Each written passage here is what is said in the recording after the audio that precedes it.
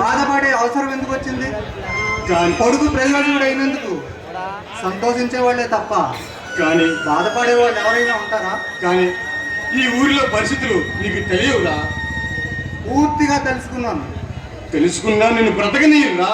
నా డ్యూటీ ఎలా చేసుకోవాలో నాకు బాగా తెలుసు. ప్రస్తుతం అన్ని ఏం చేస్తున్నాడు?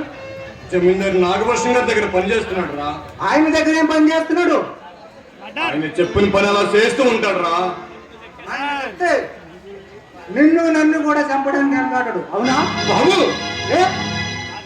నీ పెద్ద కొడుకు ఒక హంతుడురా, ఒక గోండాగా చెప్పుకోవడానికి సిగ్గుగా ఉందా? ఏ తండ్రి కూడా తన బిడ్డ హంతుకుడని చెప్పుకోలేడురా.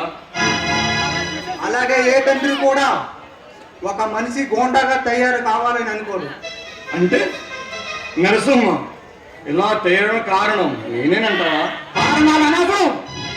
నువ్వు చూపించే ప్రేమ అధిక గారాభం వాడి పతనానికి మొదటి మట్టయింది. వాడిని సక్రమ మార్గంలో తీసుకురావడానికి నేను చాలా ప్రయత్నించాను రా. కానీ వాడి చిన్నతనంలో జరిగిన దారుణమైన సంఘటనలు వాడిని అలా మార్చేసింది.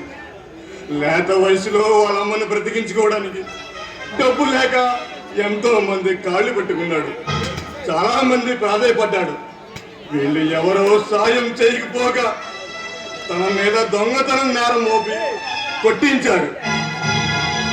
నాగభూషణ్ గారు అదే అవకాశంగా తీసుకుని ఏమీ తెలియని కుర్రవాణ్ణి తన వైపు తిప్పుకుని నరసింహంగా తయారు చేశాడు రా.